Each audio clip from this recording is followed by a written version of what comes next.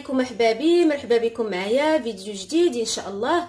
كما وعدتكم اليوم غادي نقدم لكم نشارك معكم الكوك كراميليزي. الطريقه ديالو كيفاش راه ساهله وصدقوني كيجي اكثر من رائع. اللي ذاقوا ما كيقول لي شنو داكشي اللي كاين في الكيكه راه لذيذه بزاف، وراه الكوك اللي كيعطي داك المذاق وديك البنه وديك التقرميشه. غادي نكمل هاد الكيكه، عندي واحد لا كوموند، غير بغيت نقول لكم هاد الكيكه جربوها، راه اللي ما جرباتهاش تجربها، راه كتجي رائعه وكتجي خفيفه ولذيذه بزاف بزاف. الكيكه اللي درت معكم اخر مره اللي فيها النشا هي هادي، دابا راه ثالث مره كنصوبها. هادي راه ديال واحد السيده الكليانه ديالي، غادي نقادها. راه صوبت الكراميل كما كتشوفوا، ها هو راه ديجا شاركتها معكم. اللي ما شافتهاش تقولها ليا باش نحط ليها الرابط ديال الفيديو صندوق الوصف. غادي نكمل هاد الكيكه بالتزيين ان شاء الله، وغادي نرجعوا باش ندير معكم الكوك كراميليزي الطريقه ديالو من الاول حتى الاخر ان شاء الله. كما كتشوفوا هذه زينتها غير بهذه الطريقه، حيت الكوك ما بقاش عندي بلاصه الكوك هنا في الشناب، درت شوكولاط بيغميسيل، شوكولاط شعريه.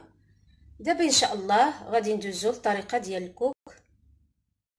بالنسبه للمقادير اللي عندنا في هذا الكوك كراميليزي، المكونات اللي عندنا كما كتشوفوا قدامكم هنا، عندي 2 كيسان ديال الكوك نوعيه جيده. باش كتعرفوا الكوك نوعيه جيده كتاخذوا واحد شويه هكا وكديروا ليه غير هكا كتفركوه. هانتوما شوفوا الديه كيبقى ميدمه. هذا هو الكوك الممتاز، لان كاين واحد النوع اخر ناشف واخا كتفركوا هكا بصبعكم ما كيخرجش فيه هاد الليدان، تيكون ناشف. لان شحال وحده سولاتني باش كتعرفي الكوك الممتاز على الكوك الاخر. هانتوما هذا هو الكوك الممتاز، راه مزيان. وهذا الكوك هذا راه تيصدق به اي حاجه، وخاصه الغريبات. واحد السيده سولاتني على، قالت لي كدير الغريبه ديال الكوك السميده وما كتصدقش ليها. قلت لها راه من الكوك النوعيه ديالو ماشي مزيانه. وهذه هي الطريقه باش غتعرفي الى الكوك مزيان ممتاز. هنا كما قلت لكم عندي 2 كيسان ديال العنبه، عندي 2 كيسان ديال سنيده ديال العنبه، وغندير 2 كيسان ديال الماء. غادي ناخذ كاسرونه، غادي ندير فيها الكوك العبار بالكاس ديال العنبه، غندير فيها سنيده، وغادي نعبر 2 كيسان ديال الماء. ها واحد، ها 2، وغادي نديهم على النار ونبقى ونحرك فيهم حتى كينشف ليا، راه دغيا كينشف. نديرهم على النار وانتم معايا. كما كتشوفوا ها هو الكوك ديالي فوق النار. هانتوما غادي نخليه حتى ينشف تماما من الماء، حتى يبقى ليا غير الكوك بوحدو. هانتوما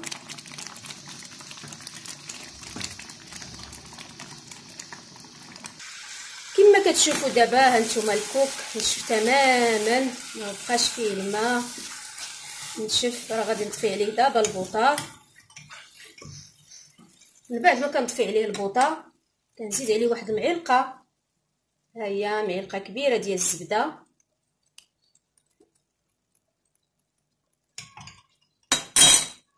وغادي ندير النكهه ديال الكراميل اللي من قبل صوبتو، درت فيه النكهه ديال الناطا. انا كتعجبني النكهه ديال الناطا، هذا غادي ندير فيه النكهه ديال الكراميل.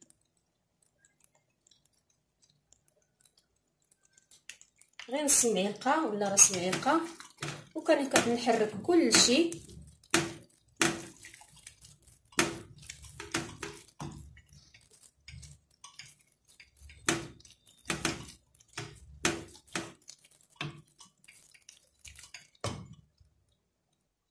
هنا عندي واحد الطاوه مفرشه بورق الطبخ، غادي نكب فيها الكوك.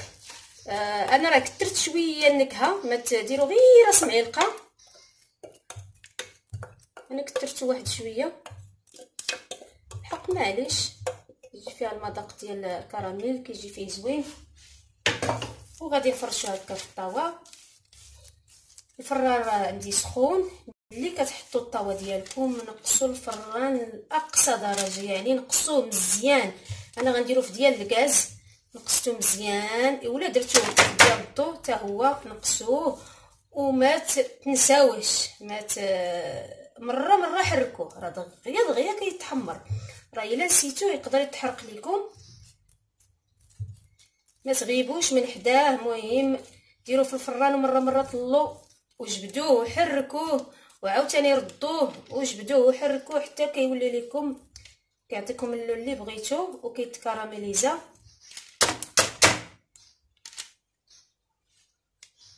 هنا بغيت نوريكم العافيه، هانتوما راه ناقصه مزيان، نقصتها بزاف صافي تقريبا طفى. وها لتحت كتشعلوا لتحت والفوق كما كتشوفوا حتى هي ناقصه صافي. وكتردوا ليه البال كما كتشوفوا دابا. هانتوما كتبقاو تحركوا مره حركوا باش ما يتحرقش لكم ويجيكم كل واحد اللون مقاد.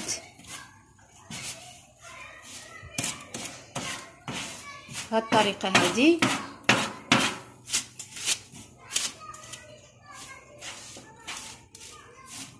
وعاودوا سدوا الفران حتى يتحمر عاوتاني واحد شويه وحركوا.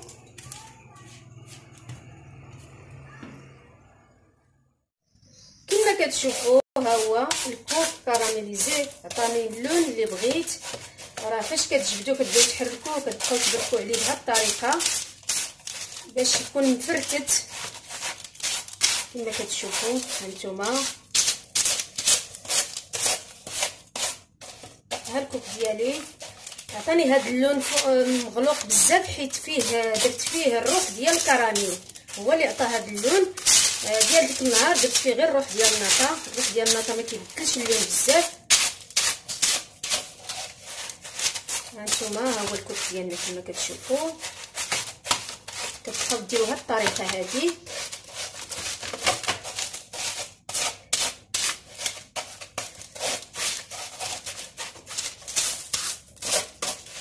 كما قلت لكم، راه ساهل، غير ردوا ليه البال ما تبعدوش من الفران.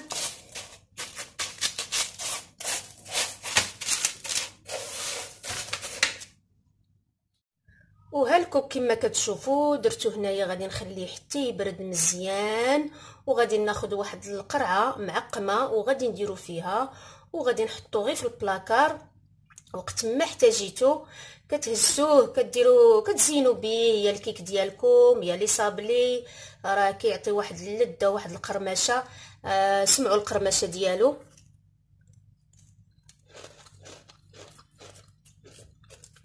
كما سمعتوا دابا قرمشه زوينه والمذاق اكثر من رائع. كنتمنى منكم تجربوها، وراه الوصفه سهله. ردوا البال غير مع الفران باش ما يتحرقش لكم. وهذه هي الوصفه ديال اليوم. كنتمنى تنال الاعجاب ديالكم وكنتمنى تبارطاجيو الفيديو باش الكل يستافد. والسلام عليكم ورحمه الله تعالى وبركاته.